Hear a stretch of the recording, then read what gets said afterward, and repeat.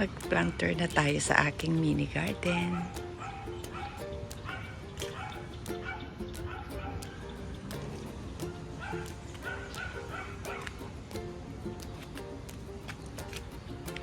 Siyempre sa bungad, ito yung ating variegated oregano. Yan. Tapos ito. Alam nyo ba na improvise ko lang yung aking plant box na yan? Pinagpotong-potong lang na 4x8 na paver yan. Ayan. Tapos nilagyan ko lang ng lupa. So naging plant box na. Tapos ito na yung ating mga zinnia. Ayan. Nagbulaklak na. Galing lang sa seeds yan. Ihinagis ko lang na seeds dyan, tapos tumubo na agad, tapos nagbulaklak na. Tapos meron ditong ZZ plant, at saka itong halaman na ito, gustong gusto ito ng aking anak na bunso. Paborito niya yan. Nung bata pa siya, dala niya yan, napasalubong sa akin. Kaya hindi pwedeng mawala yan. Tapos ito pa. Ayan, may tumubo na alokbati. Siguro buto yan na napasama sa lupa na nilagay ko dyan.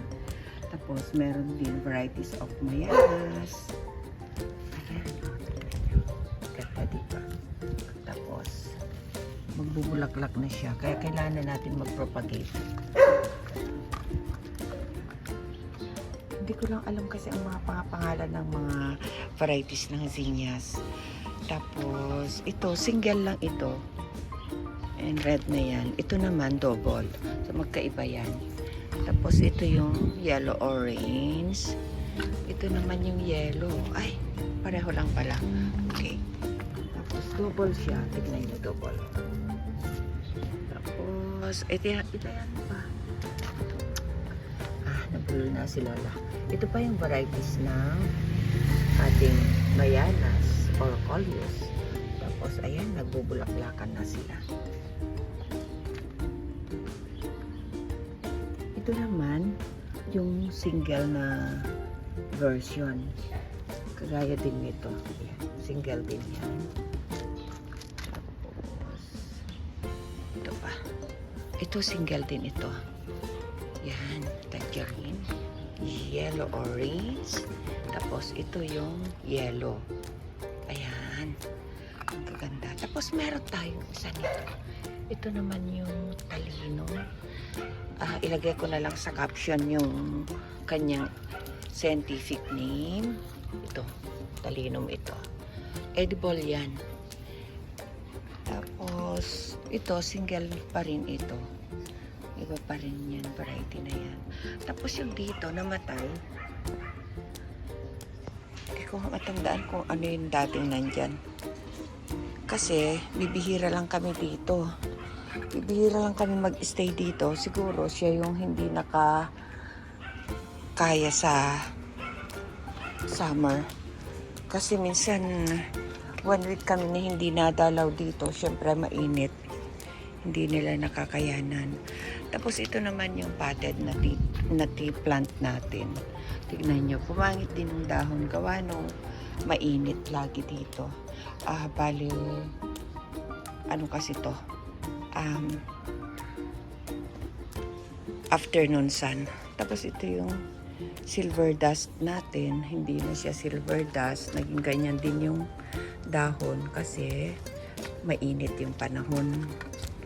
Saka wala nga nag-alaga. Oh. Yan. Yan sila. Dito naman sa kabilang plant box na ito, sa may bintana, ito mga cosmos. Meron dating inabutan namin na cosmos dito.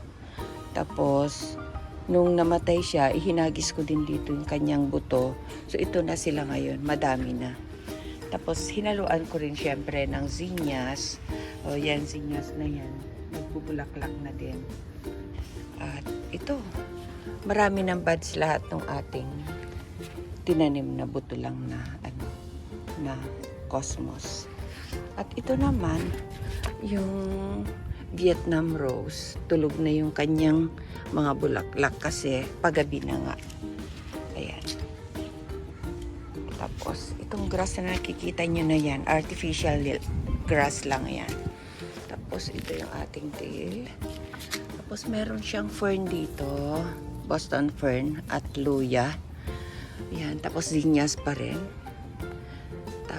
Ito zinnias yan. Tapos Vietnam rose. Ito zinnias pa rin ito. At saka ito yung ipinaso natin na Sansevieria. Tapos ito yung ating spider plant. Ayan, nag-baby na siya. Tapos meron nga ditong kamantiki. Sana mapabulaklak natin. At ito naman yung ating white iris. Yan. At sana mapabulaklak natin ito dito. Tapos variety pa rin ng mayanas. Tapos ito naman yung pink lush na aloe vera. Ayan. Siguradong nagsusurvive sila dito kahit na hindi sila alagaan. Gawa ng desert plant mga yan. Ayan, Sansevieria yan.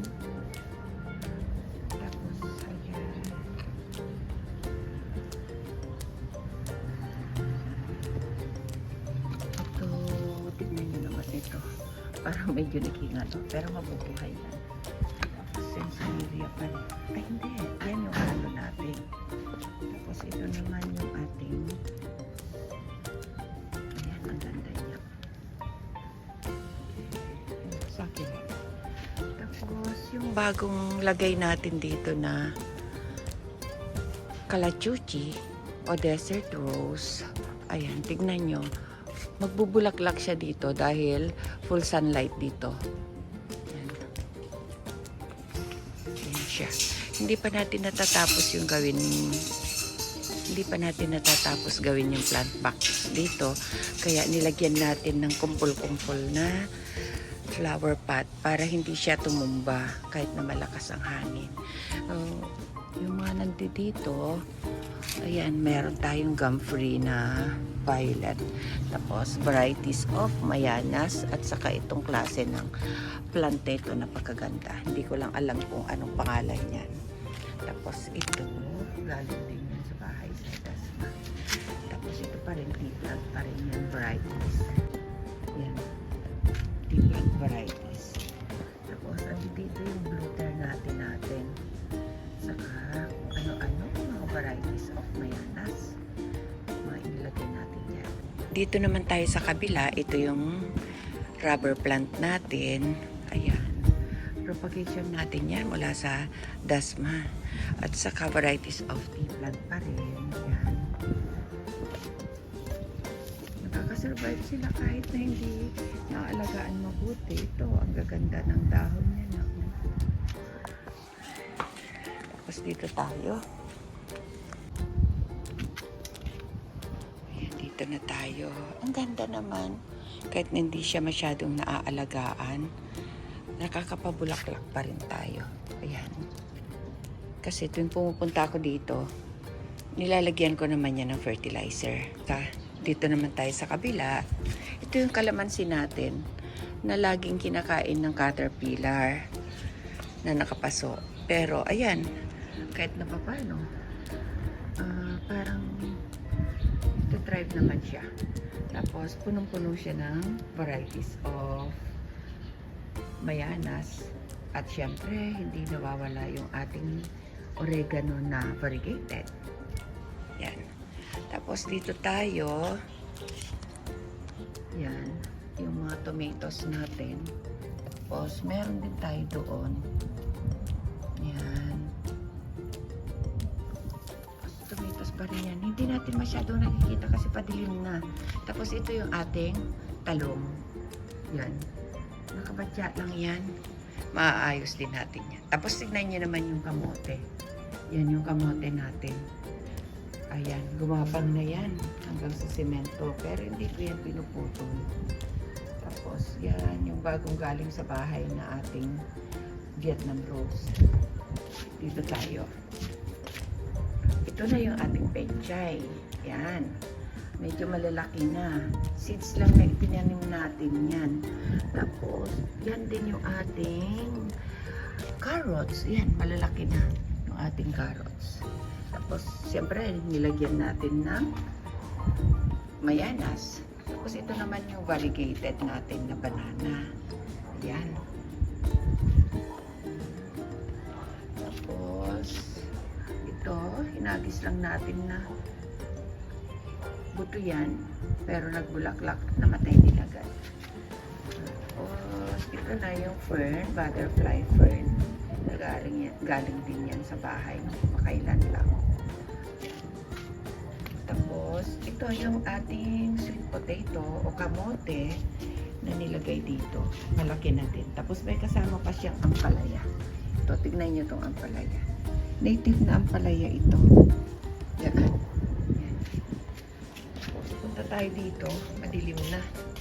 Ayan, tignan nyo. Yan, ang ganda. Nagbubulaklak siya. Yan.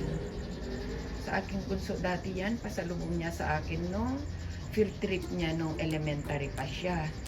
Kaya hindi nawawala sa akin yan na kahit 35 years old na siya sa ngayon. Elementary pa lang si bunso ko nung pasalubong niyan sa akin. At ito naman yung ating pandan, hindi pandan, tanlad. Yan, nakalagay sa paso. Para sa ibang insekto at sabi nga nila, takot yung ahas dyan. At ito naman, yung ating papaya na nakapaso, yan siya, nakapaso siya, tapos nagbubunga na siya. Ayan, malapit ng pangtinola. Pwede ng pangtinola. Malapit na. At may bulaklak pa siya sa taas. Ayan, nagbubulaklak pa. Matibay kasi yan sa arawan. Kaya kahit na walang nagdidilig.